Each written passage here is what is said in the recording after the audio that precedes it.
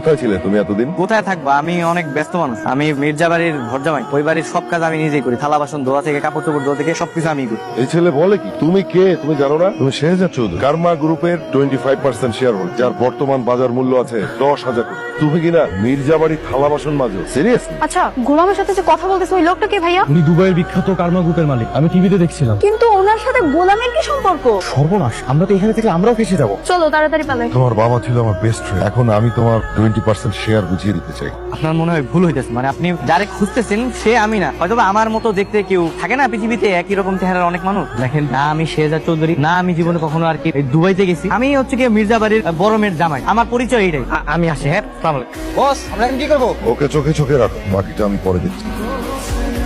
বাবা, তুমি তোমার আদরের মেজামের পরিচয় জানো? আরে বাবা, কি হয়েছে সেটা বলো। বাবা, ও একটা স্মাগলার। হ্যাঁ বাবা। কারমা গ্রুপ অফ কোম্পানির মালিক ওকে নিজে ডেকেছিল, হেলিকপ্টার পাঠিয়েছিল। বাবা, আমার মনে হয় ও খোলা সেজে থাকা নাটক করে। বাবা, তুমি এরকম একটা ছেলের সাথে আমাকে না জেনে শুনে কেন বিয়ে দিলে? আমার জীবনটাই তুমি ধ্বংস করে দিলে। গোলাম, কি শুনছেন এসব? আরে না না শ্বশুর আব্বা, আসলে হয়েছে কি, ওদের মধ্যে একজনের চেহারা আর কি আমার মতো দেখতে, পরে আমার আর কি উঠে নিয়ে গেছে। আমিও তাই ভাবতেছি, যে কিনা সারাদিন বাসন মেজে বেড়ায়, সে নাকি মিটিং করবে কারমা গ্রুপের সাথে।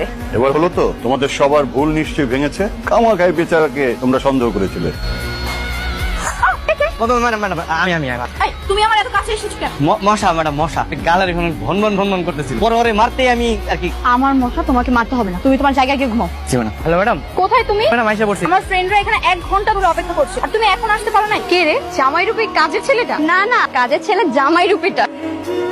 সরি ম্যাডাম, আমার একটু দেরি হয়ে গেল। হ্যাঁ তুমি সাইকেল নিয়ে আসো আমার ফ্রেন্ডদের রিসিভ করতে। তোমার কি মাথায় সমস্যা? এই লাগেজ পত্র তুমি কিভাবে নিবে সাইকেলে? হ্যাঁ ম্যাডাম, এটা তো আমি ভাবি নাই। ট্যাক্সি নিয়ে আসতেছি, আপনারা একটু দাঁড়ান। তোর মতন এত সুন্দর স্মার্ট একটা মেয়ে এরকম একটা কাজের ছেলের সাথে কিভাবে সংসার করিস বলতো আমাকে? ও জাস্ট আমার নামে মাথা সামনে, এর থেকে বেশি কিছু না। কিন্তু তোর লাইফটা তো পুরো হেল করে দিচ্ছে।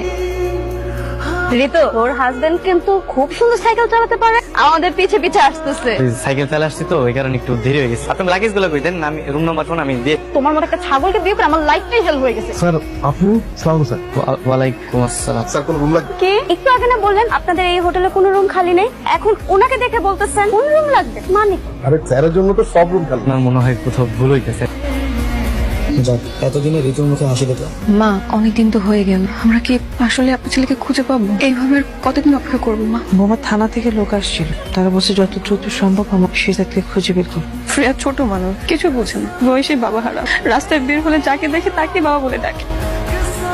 ইন্সপেক্টর সাহেব, সরিষার ভিতরে যদি ভূত থাকে, সেই ভূতটা কিভাবে তাড়াবো একটু বলতে পারেন? কি হয়েছে, ঘটনাটা খুলে বলুন। মানে আমার হাজবেন্ড গতকাল রাতেই সে চিটাং চলে গেছে। আমি আমার ঘরে একাই ছিলাম, আমাদের